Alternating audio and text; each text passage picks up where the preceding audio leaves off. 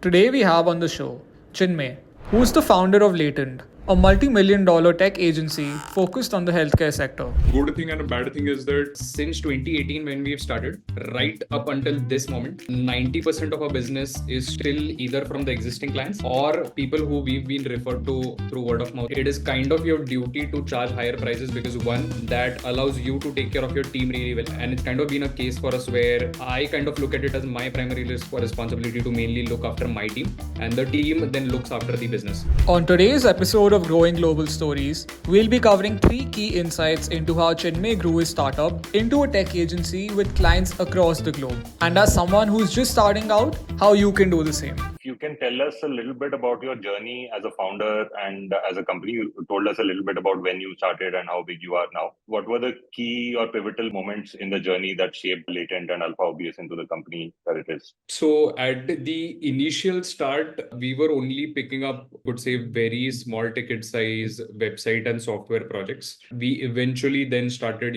gradually moving up the ladder in terms of the ticket size we've had. Certain key pivotal moments, I would say, one was when around 2020 or so, we started focusing more on the US and European market, which was a very conscious decision, I would say, based on, numerous people we had interacted with, projects we had done so far, etc. That was a changing point, I would say, in like the company's entire timeline. It's been much better after that. And second could be, I was having breakfast with a friend. We were having a conversation. This friend was from ZS Associates. And that's when I realized it won't make sense to be a run-of-the-mill software agency. We needed to specialize. So over the last 2-3 years, we've been trying to position ourselves as experts in the healthcare domain. That's where we've done 22, 23 odd projects from. Some of our biggest clients are from that space. So going forward, that is the plan over a 5-year time horizon, that we want to be a venture studio or a product development company, but that's focused on healthcare. Amazing. So the first pivotal moment seems to be you were encouraged to move your geographical focus to outside India, particularly Europe and US. Yes. And then the second pivotal moment is where you were encouraged to focus on the healthcare domain instead of being horizontally focused. Correct. Makes sense. These are really amazing things, I would say. I think I obviously talk to a lot of companies that are in the technology services domain, and some of the very young ones have not yet found their vertical focus. And I usually encourage them to be vertically focused because there's just so much that you can learn about one particular industry, and then you can actually bring that knowledge to every new project you do, every new client you meet, etc. And ultimately clients are also looking for that kind of expertise instead of just saying you're a technology provider, so we will get some technology built. So that makes a lot of sense. I think the focus, geographical focus on Europe and US seems very interesting as well. Had you worked in any of those countries before, or did you have any exposure to them? Or was it completely new for you? No, so we did. Right since the first year, we've had clients from outside. So that wasn't an issue. Based on me talking to founders of much larger IT services firms, etc., and people who are doing well, I realized that there was a common trend that majority of the revenue was coming in from outside, and all of the founders personally said that's like a 20-year wisdom that they've had from the industry, that agar tumko paisa banana hai, to you need to be looking at the outer markets. Now coming to what were some of the challenges that you faced during early days, and particularly as a service company? Every startup typically has its do or die moments. So can you share some stories from the early days where those moments made you question everything? Why am I even doing this? Are we on the right path, or are we doing something that will not work? Right. So there have been quite a few like these. Some of the very early challenges or moments were that we had started our first office back in a city called Akola, which is about 600 kilometers from Pune. It's like a tier 3 town. And one of the reasons behind doing it was we had no backing. There was no investment, nothing to kind of put money on the table for. So we kind of decided to keep the entire model low cost. Now, hiring only in those places meant that the pool was very restrictive. So in terms of talent, what we could get, we were facing restrictions on that. Once we went remote, that obviously changed. A second challenge, I would say, and like you said, moments where, I was questioning myself. So I think this is kind of like a thing with people in their life. When things are not going right for you, it kind of seems like things are going right for everybody else around you. So I remember moments like these where there was a point where we were around 8 employees. We grew to 15 employees very fast in a span of few months. And we realized that the fast growth was kind of starting to kill us. We then dropped down back to 8 people. And from there, it's been a steady growth or more consistent growth towards 63 people. But during that phase, when there was, degrowth in that particular few months span, I did, question myself because I had friends who had gone to the US who were drawing 150, $200,000 in salaries. And here, when things are not working out, you're bound to think whether this was the right decision or not. Very interesting. Were you bootstrapped all this while? Absolutely. We still are. No external investors, completely debt-free company, 100% bootstrapped. Amazing. Obviously, we keep coming across stories of VC-funded startups growing too fast and realizing it later, and then having to downsize, etc. I've not heard enough stories of bootstrapped companies going through this journey, but I'm pretty sure it would have given you so much wisdom and maturity. Having dealt with this in the early days of the company, to now make sure that you stay very far away from making any of those mistakes again. Absolutely. I think the next thing I want to talk about is your initial client. So typically securing your first client is always a milestone. Is there any crazy story or any unexpected or twisted ways in which you landed your first few deals? There are a few interesting bits to it. So in 2016, when we had started, I was still in my second year of engineering. I graduated in 2018. So it was still quite early for me. Absolutely zero job experience, absolutely zero sales experience. So, and my college used to be 1 to 7 in the evening. So it kind of was a case where I used to be on my uniform in the morning because our college had it mandatory, MIT Pune in Kothurud. And on the uniforms, I used to go to take sales meet. At times, that was like one of the things where people used to think, this guy is probably a freelancer and, he's kind of just doing something on the side. So that was one moment. And I remember I was in the Formula student team of the college, the place where you create a race car and you race it out. I remember there was a day when I had to make a choice. And to be honest, that was like a passion project for me. I've been a petrol head all my life. So there came like a moment where I only had either enough time to focus on the Formula student bit, or it would have been me putting in time to run the business. So I made a decision to go full time on the business thing because, in the longer run, it was going to pay off. But coincidentally, the good and the bad, the day I quit the racing team was also the day I bagged my first client. I still remember it was through freelancer.com, which used to be a good portal to get projects back then in its very early days. And this particular client from Sweden, they wanted to make a very small mobile app based game that they had approached us for. We had put in a bid, etc. So that was the story of the first client. So that was my first client that I backed. And then since then, it's been a good journey. Amazing. So it's a story of sacrificing a little bit on your passion and prioritizing your business. Makes sense. Are you still in touch with the petrol head inside you, or have you completely lost touch with it? I am. I'll still follow the space quite a bit. I'm still on the alumni team of the college. So I've been in touch, just that haven't been very actively involved. Eventually, would ideally be a goal where I can sponsor in the team through proceeds from my company. So I think that would be a thing that, life has come full circle.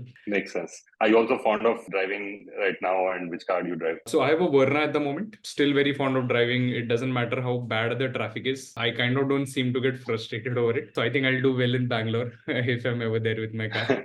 Yeah, absolutely. Makes sense. That makes two of us. I love driving as well. Yes. Even What car do you sometimes drive? when there is too much traffic. Actually, I'm getting my new car today, but currently I drive a Mahindra Thar. Nice. And what's the new car you're getting? XUV. Nice. Great. 700? Yeah. Great. Good choice. Yeah, so I'm looking forward to getting the car delivered today. Awesome. So I think now moving on from the initial few clients to then scaling the entire client funnel and getting tens of clients every month or every quarter. What are some of the channels, strategies, and insights that have worked for you for continuous acquisition of international clients? So I would say a good thing and a bad thing is that since 2018, when we've started, right up until this moment, 90% of our business is still either from the existing clients or people who we've been referred to through word of mouth, etc. Now, the good side of this is it kind of means that the kind of service we've offered and the delivery has been so good that other channels have not been needed for us in terms of growth. The downside of this has been that we probably procrastinated or neglected other channels we could have possibly used. There are still some clients who come in through conferences, etc., that happen, but 90% is still word of mouth. Some pivotal points in this entire thing has been there's this person, Alex Hormozy. I'm sure you've heard of him. So he has these two books, $100 million offers and leads. His first book, $100 million offers, has been extremely crucial in terms of us structuring our offer the way it is, which kind of means that we've had a extremely high conversion rate as compared to other software or app development agencies that I've seen. So this scene is particularly set. Rather, it's been a case where some of our even biggest enterprise clients have come in through word of mouth. But now I feel that there's a need, if you want to scale beyond a certain point, to look at other channels. SEO is one that we're looking at. There's a small experiment that we are running with Google Ads. So hopefully in a couple of months span, those two channels should start cranking out something. Got it. I didn't know about Alex. I've taken a note of the name of this book. I think I need to read it as well. I think interesting that you have figured out your playbook to win deals and increase conversion. I think the thing you mentioned about crossing the chasm from, just getting referrals as clients to now also trying to go outbound or events and, running your own marketing efforts. I think I've seen quite a few companies like yours who are in that same transition. Some of them do it a little early, some of them do it a little late. Do you also benefit from talking to other founders of such companies and learning what is working for them and what are the pains they are going through? Yes, it certainly would be a benefit. Got it. Got it. Quickly, let's talk about payments. I don't want to spend too much time on that and want to spend most amount of time on your business. But what are the challenges that you've typically faced in payments and how has Kaido helped you? So initially, before I was aware of Skydo, it's been directly through bank accounts. Wise has been one of the options. Talking to founders of more bigger companies, we kind of realized Wise in effect does not really give you an international transfer. It's more like a local transfer, so you don't really get an FIRC, which then becomes very crucial from a compliance standpoint. So we kind of stopped doing it at a certain point, after which it was the bank account. In case of bank account, one of the challenges has been that the entire process, I would say, is a bit slow. Even if somebody has sent money and it's come into my account, I might not get emails on time. Logging in into the portal and going to the right section itself is a hassle. You can't really do it from your phone easily. So those have been some of the problems. Uploading and filling in a form every single time. Initially, I remember I had to constantly be in touch with the bank's branch to get certain of the payments cleared. Then, there's still a certain time lag between when the money kind of actually hits your account. Plus the money that you've lost on Forex, that's been a major, I would say, drawback of the. Now, every founder makes mistakes. So what is one mistake that is memorable for you and something that any budding technology services exporter can learn from? I would say in its initial days, it would probably be not charging high enough. So whatever service we were offering, we remember we used to ourselves lowball offers, undercut rates, etc. It didn't seem like it initially, but then there were like longer or medium term after effects of it. And Alex's book kind of helped me clear out that notion where it is kind of your duty to charge higher prices, because one, that allows you to take care of your team really well. And it's kind of been a case for us where I kind of look at it as my primary responsibility to mainly look after my team, and the team then looks after the business. So we always, there's a line in our deck as well where our client retention ratio has been north of 92% over last 6-7 years. Wow. We barely lost a client. People who were with us back in 2018, we are still having billings with them. So, charging higher prices enables you to do that. So don't charge low prices because that, isn't good for anyone in the market. And another bit also is that when you are charging higher price, it also technically means that you are able to offer a higher level of service to the client. Something that I've learned, that customer satisfaction is not enough in today's world. There needs to be customer delight. So that delight factor will only come in when you have that, room to play on the rates.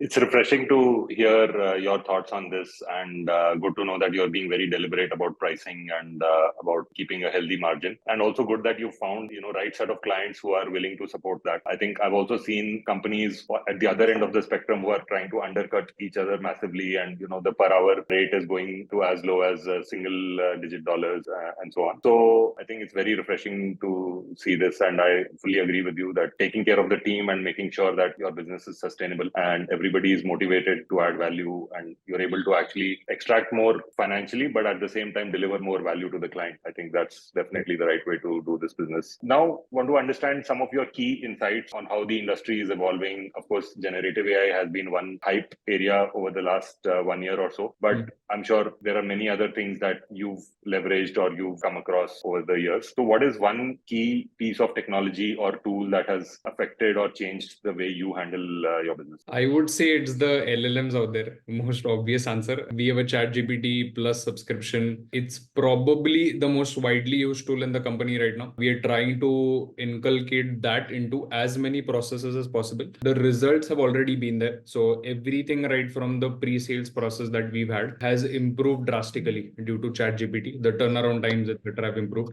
In case of coding, we've realized it's extremely helpful in case of debugging. We've tried it for more complex logics, but to be honest, that hasn't been possible right now. But with the kind of pace these tools are evolving at, I think eventually in the near future that should be possible as well. But if I had to highlight one thing, that would be it's become an absolute must, where if somebody is not using it for whatever reason, it's kind of now a case where they are massively on the back foot. Understood. For coding, which tool do you use? Is it Copilot or Claude or something else? We've tried Copilot X as well as Claude. And any preferences or any winners out of these? Copilot X is good in terms of getting your code quality right, etc., and basic CRUD functions. Still fails at complex functions. So primarily that is where we are using that ChatGPT 4o, etc., to kind of just reduce that 70-80% time if it's possible and wherever it's possible. Makes sense. I strongly believe in the power of generative AI to make us all more productive and to focus on the smart parts of our jobs, right? And leave the less smart parts or the more repetitive and mundane parts to technology and automate them out. That's something I also keep pushing my team to do. Currently, our engineering team uses Copilot and they've been pretty happy with it, but I think we are quite open to using other tools as well. So whenever you're in Bangalore, would love to chat more about this and learn a few more tools that we can also use at Skydo. Sounds good. Awesome. Now, what's next for you and for Latent? Maybe these are two separate questions. So for you, how are you thinking of your evolving role in the company? And over the next, say, 5 to 10 years, what are the things that you are excited about achieving? And then the second question is, what's next for Latent and what are the new directions in which you want the company to grow? So on a personal level, I would say I am trying to now get to a position where I can delegate as much stuff as possible. We've tried it before. I've realized that full delegation never really helps. Probably delegate 80% bit and the 20% you still need to look after. So I'm kind of trying to find out ways where in whatever I'm doing on a day-to-day basis, how is it that I can, delegate that 80% of it to somebody in the company. I've had that realization over the last 6 months or so that, we've hired people who are smarter than me. So how do I exactly make these kind of high leverage decisions in either recruiting or maybe sitting and creating and spending hours and hours on a prompt, but the prompt is so good that it automatically enables even a layman to put it into ChatGPT and give us the right output we want. So these kind of high leverage decisions is something I want to be focusing on going forward. It obviously on the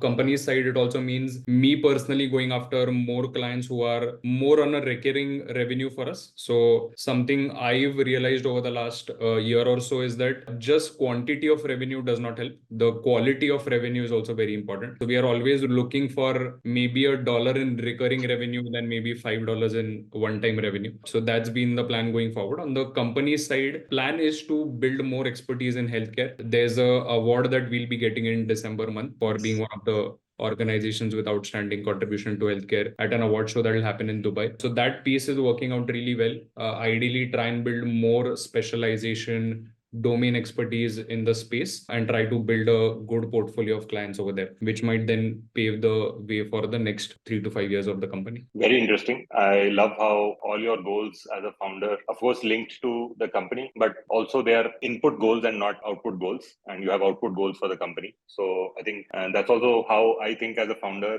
the things that we can ultimately improve are inputs, because once the business is stable and you've got a great team looking at the outputs, then the most leverage that you can create in the company as a founder, I think, is by constantly improving your inputs. Delegation is definitely one of those, and helping everybody, perform better, or helping everybody stay motivated, etc., is another that a founder can do. So those are the things that take up most of my mental bandwidth as well nowadays. One last question: is there something that you do not like about how the technology industry is evolving, or you wish that things were going in a different direction? I won't say this is a thing that I don't like, but something that's probably a risk in the industry is that the pace of disruption is so fast now that you blink and it's gone, kind of a scenario. It was kind of a case where software developers, I feel, were trying to automate everything and get the blue collar workforce out of it, but then you ended up creating something like AI, which is possibly going to affect the white collar people more. So the pace of the disruption being so high, I mean, it's kind of a risk in the industry as well, because what happens in these kind of things is that the weaker players will get shaken out of the market immediately. I won't say that's a bad thing, but then this is probably, I feel, like a tail end risk that employees, founders, etc. in the industry don't see coming, or they're probably not able to grasp the gravity of it on the level that it actually is. I can imagine, and I think it can be a very anxious or anxiety-inducing thing for a company and for a founder to see so much change happening around. Obviously, this is one of the things that we all benefit from, because ultimately we are all disruptors and always trying to sell some new technology. So to some extent, it is a necessary thing, but it also makes you nervous as to what if I stay behind, or what if the next few months somebody overtakes me or something, because every few months there's something completely new happening in the market. Correct. I think when I think about this with respect to Skydo, while it is true, maybe it's not equally true, because in fintech you have one extra factor, which is regulation. And regulation, because it is empowered and because it is sort of all encompassing, and legally the regulator is allowed to decide how far or how fast the industry should go. It means that if the regulator is moving at a certain speed, then you cannot be running at 100x of that speed. You can probably be running slightly faster than the regulator, because only then the regulator will actually catch up and learn from you, and then hopefully accommodate what you want to build. But if you're running 100 times faster than the regulator, then there is bound to be a problem and a disconnect, because then you're doing stuff which they haven't yet understood or haven't yet been able to regulate. So to that extent, I would say, and as I said about fast industry disruption, I think slow is also a problem. It can be a benefit, but it can also be a problem. I think in our case, the benefit is that if we understand what the regulator thinks and how they want us to operate, then that understanding can help us create the right strategies and go in the right direction as a company. But at the same time, sometimes we do feel like we're being held back because it is taking too much time for regulation to evolve. And I think it's it has two sides to it, just like. Correct. Awesome. This is great. I think I loved speaking to you, and I really respect the amount of maturity and wisdom that you built in such a short period of time while building your company, and also the fact that you dared right out of college, in fact, during college itself, to start a business. I think it's really amazing that people in our country are able to do this and are able to build successful businesses at such a young age. So I think you are an inspiration to many people, and I'd love to use this example through social media and other places to help inspire other companies and other founders who want to start such businesses. So thank you so much for spending that time, and hopefully it is useful to everyone who's listening. Thanks, Movin, for the kind word. Just a couple of closing comments on my side as well. Yeah. I've been a very early customer of Skydo. The amount of money, etc., it's saving us now. Very impressed with what you guys are building, and also the way you're building it. So I'm sure you're also personally involved on the product side, but a lot of the things, including how easy the interface is, how simply fast your emails come in terms of OTPs, etc., the amount of information I get through the email, so I don't have to log in and check things every time. I think overall the product is taking a really good direction. In fact, one of the compliments for you was that back then I had even asked Shivansh whether you guys are looking for investment. I mean, what better way to know you guys are doing it right than your customers being willing to invest. So I think it's been a good relationship with you so far, and hopefully it'll carry on being like that. Absolutely. Thank you so much for your faith and for the kind words. I think this is obviously very, very motivating for us and for the entire team. we are doing our best and we'll continue doing that over the next many years and hopefully decades.